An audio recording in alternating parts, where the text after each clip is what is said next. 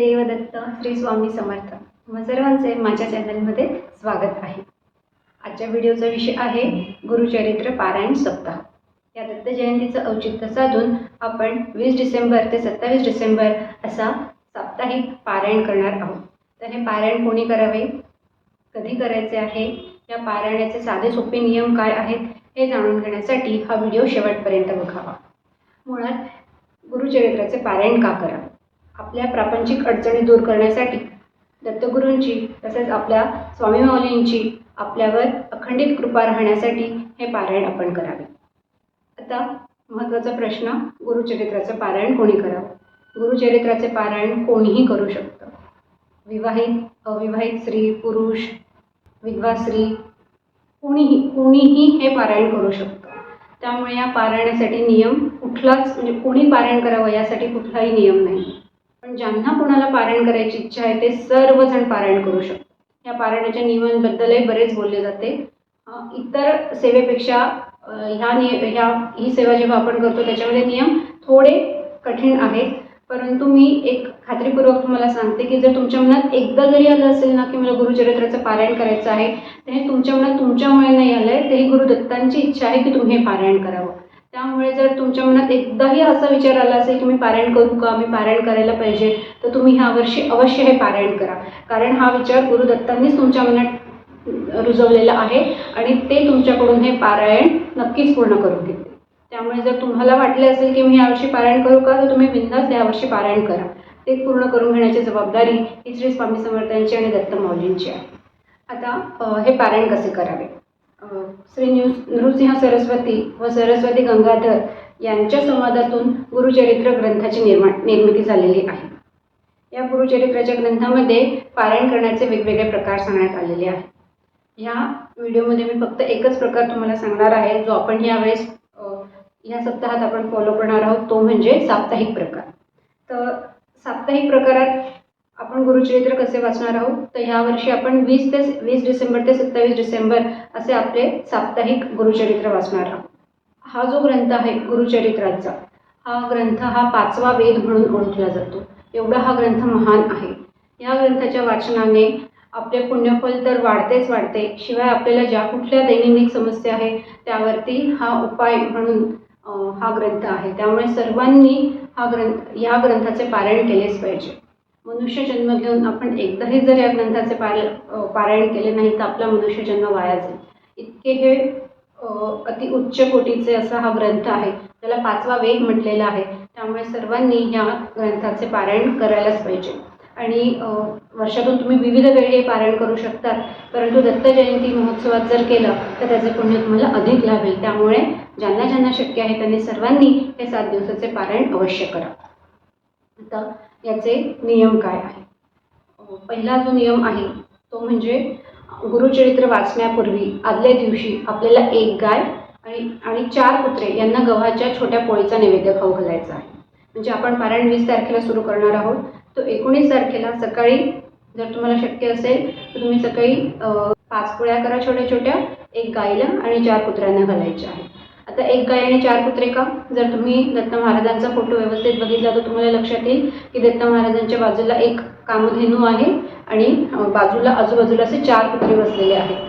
तर ते वेगवेगळ्या गोष्टींचे प्रतीक आहेत. ते कशाचं प्रतीक आहे याचा व्हिडिओ मी बनवलेला आहे आणि तो आपल्या यूट्यूब चॅनलला अपलोड केलेला आहे. तुम्ही सर्वांनी बघा, म्हणजे तुमच्या लक्षात येईल की ते कशाचे प्रतीक आहे. तर त्या 4ही त्यांचं प्रतीक म्हणून आपण आता 4 कुत्रे आणि एक गाय यांना ती छोटी छोटी पोळी घालणार आहोत. आता जे वर्किंग आहे ज्यांना दुपारी शक्य नाही आहे त्यांनी संध्याकाळी जरी गाय आणि कुत्र्याला ती छोटी छोटी पोळी खाऊ घातली तरी चालेल, पण अवश्य ती पोळी खाऊ घाला. त्यानंतर 20 तारखेपासून आपलं पारायण सुरू होणार आहे. तर पारायण करतानाचे दुसरा नियम काय आहे? गुरुचरित्राचे पारायण हे आपण पूर्व दिशेला बसून किंवा उत्तर दिशेकडे आपलं तोंड असलं पाहिजे. पूर्वेला किंवा उत्तरेला, पूर्वेकडे तोंड करून किंवा उत्तरेकडे तोंड करून आपण बसायचे आहे. तुम्ही 7 दिवस पारायणाला बसत असताना एकच आसन वापरायचे आहे. ज्या आसनावर तुम्ही पहिल्या दिवशी बसला आहात तेच आसन तुम्ही 7ही दिवस वापरा. आसन तुमचं बदलवू नका. जेव्हा तुमचं पारायण वाचून होईल आणि तुम्ही आसन उचलाल तर आसन उचलण्याआधी आधी त्या आसनाचा नमस्कार करा. नंतर त्या आसनाची घडी घालून ते व्यवस्थित एका ठिकाणी ठेवून द्या की जिथे कोणाचाही हात लागणार नाही. दुसऱ्या दिवशी पुन्हा तेच आसन घाला, त्यावर बसा, पारायण करा. पुन्हा त्याचा नमस्कार पारायण झाल्यानंतर उठण्यापूर्वी त्याचा आसनाचा नमस्कार करा. पुन्हा घडी घालून ते व्यवस्थित ठेवून द्या. असे पूर्ण 7 दिवस आपल्याला करायचे आहे. आता तुम्ही वाचनाला सुरुवात केली पहिल्या दिवशी, तर सर्वप्रथम आपल्याला दत्त महाराजांची पूजा करायची, नमस्कार करायचा, पोथीची पूजा करायची, त्याचा नमस्कार करायचा, फुलं व्हायची, एखादा काहीतरी फळाचा वगैरे नैवेद्य दाखवायचा. त्यानंतर ग्रंथ वाचायला सुरुवात करण्यापूर्वी आपल्याला सर्वात आधी एक माळ गायत्री मंत्र जपायचा आहे. ओम भूर्भुवः स्वः तत्सवितुर्वरेण्यं भर्गो देवस्य धीमहि धियो यो न प्रचोदयात्. एक माळ गायत्री मंत्र, एक माळ श्री स्वामी समर्थ मंत्राचा आपल्याला जप करायचा आहे.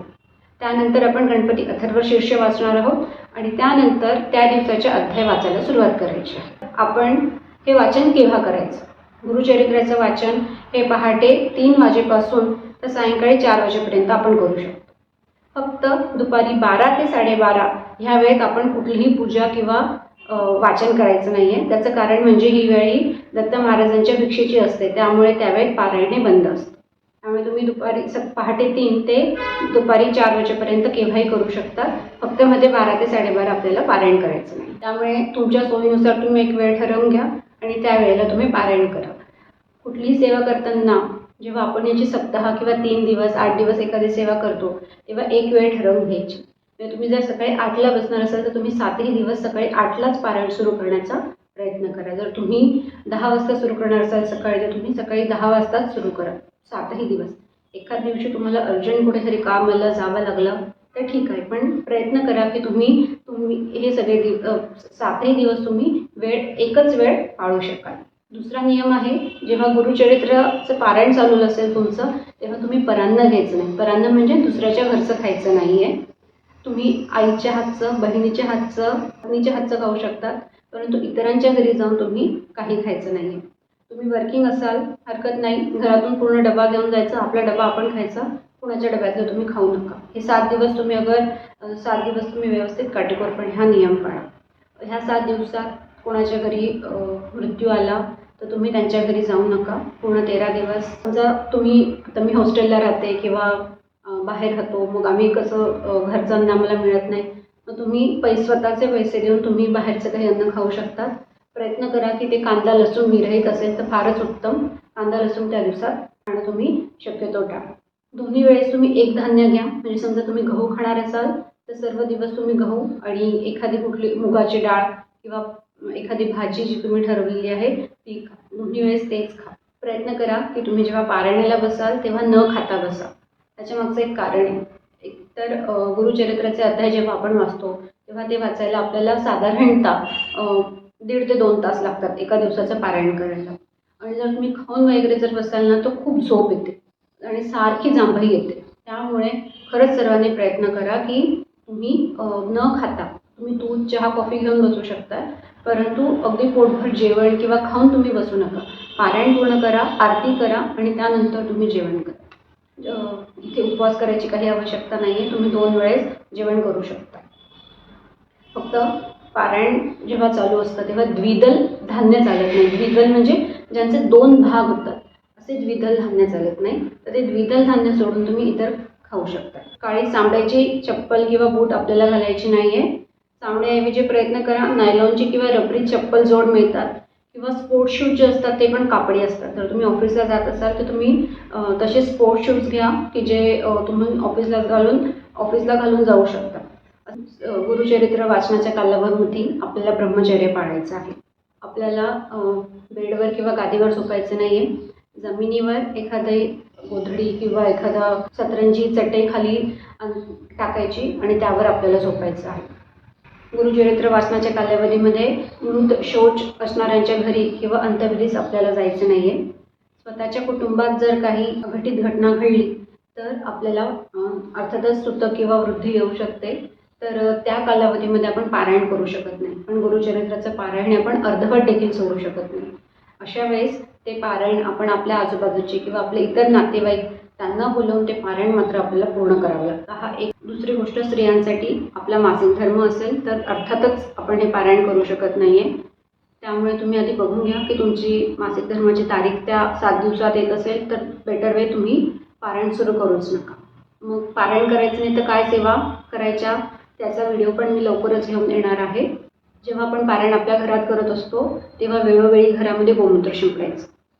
समजा तुम्ही पारायणाला बसल्या आहात, तुम्हाला सतत जांभई येते आहे, तुम्हाला खूप झोप येते आहे, तर तुम्ही तुमच्या बाजूला पाणी ठेवा. खूप तुम्हाला जेव्हा जांभई आली ना तर वाचन 1 मिनिटासाठी थांबवायचं, पाणी घ्यायचं, आपल्या डोळ्यांना लावायचं, गोमूत्र आपल्या बाजूलाच ठेवायचं, गोमूत्र आपल्या आजूबाजूला शिंपडायचं. ॲक्च्युली गोमूत्राने काय होतं ना, आपल्या आजूबाजूला जी निगेटिव्ह एनर्जी जमा होते ती गोमूत्रामुळे नष्ट होते. त्यामुळे गोमूत्र आपल्या घरात जेव्हा तुम्ही पारायण करता तेव्हा सकाळ, दुपार, संध्याकाळ तुम्हाला जेवढा वेळ शक्य असेल तेवढ्या वेळेस आपल्या घरात गोमूत्र शिंपडा. बघा, तुम्हाला कदाचित पहिल्या दिवशी थोडासा त्रास होईल, पण दुसऱ्या दिवसापासून तुम्ही अतिशय छान पद्धतीने पारायण पूर्ण करू शकता. सप्ताह कालावधीमध्ये आपल्याला सकाळ संध्याकाळ गुरुचरित्राच्या पोथीची आरती करायची आहे, त्याला नैवेद्य दाखवायचा आहे आणि झोपण्यापूर्वी रोज विष्णू सहस्रनाम वाचायचं आहे.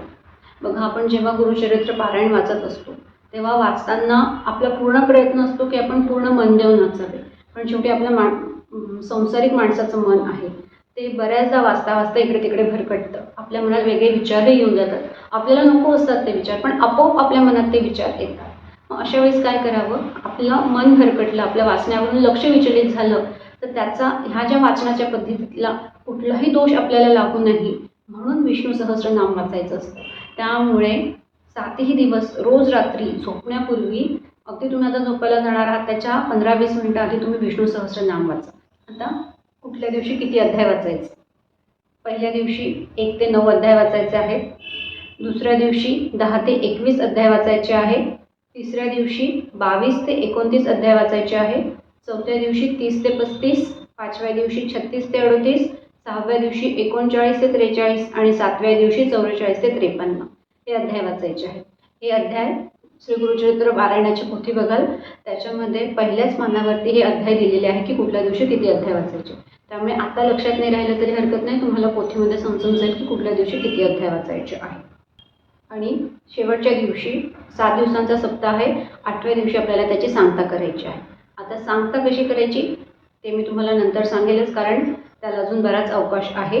गुरुचरित्र वाचनामध्ये आपल्या नित्यसेवेमध्ये खंड पडू द्यायचा नाही. ही एक्स्ट्राची सेवा आहे जी आपण ह्या 7 दिवसात करणार आहोत. तुम्ही रोज स्वामी चरित्र सारामृताचे 3 अध्याय वाचत असाल, 11 माळी जप तुम्ही श्री स्वामी समर्थ करत असाल, तुम्ही रोज महादेवाच्या मंदिरात जात असाल, काहीतरी तुम्ही जी नित्यसेवा रोज करत असाल ती नित्यसेवा तुम्हाला 7ही दिवस तशीच चालू ठेवायची आहे. ही एक्स्ट्राची आपण सेवा आहे जी करणार आहोत. श्री गुरुचरित्राच्या निष्ठापूर्वक पारायणाने अनुभूतीपूर्वक साक्षात्कार होतो. हे अनेक जण असे म्हणतात की हे पारायण चालू असताना रात्री त्यांना श्री गुरुदत्तांचा काही ना काही संदेश, काही ना काही मंत्र त्यांच्या कानी ऐकू येतोच येतो. अशी अनुभूती ही खूप लोकांना आलेली आहे. त्यामुळे आपण निष्ठापूर्वक हे पारायण करायचं, आपल्याला अनुभूती आल्याशिवाय राहत नाही. दुःखितांना, वेगवेगळ्या शापितांना, असाध्य आजार झालेल्यांना, जारण मरण भानामती इत्यादी ग्रस्त झालेल्यांना, पितृदोष असणाऱ्यांना श्री गुरुचरित्र हे एकमेव साधन आहे. त्यामुळे माझी सर्वांना कळकळीची विनंती आहे की तुम्ही सर्वांनी ह्या वर्षी ह्या सप्ताहामध्ये सहभागी व्हावे. मला असं वाटते की मी जास्तीत जास्त माहिती ह्या व्हिडिओमध्ये तुम्हाला सांगितलेली आहे. तरी पण तुमच्या जर काही शंका असतील तर तुम्ही मला कमेंटद्वारे विचारा. मी नक्कीच तुमच्या सगळ्या शंकांचं उत्तर देण्याचा प्रयत्न करेन. आशा करते तुम्हाला हा व्हिडिओ आवडला असल्यास लाईक करा, शेअर करा आणि कमेंटमध्ये श्री गुरुदेव दत्त लिहायला विसरू नका. धन्यवाद.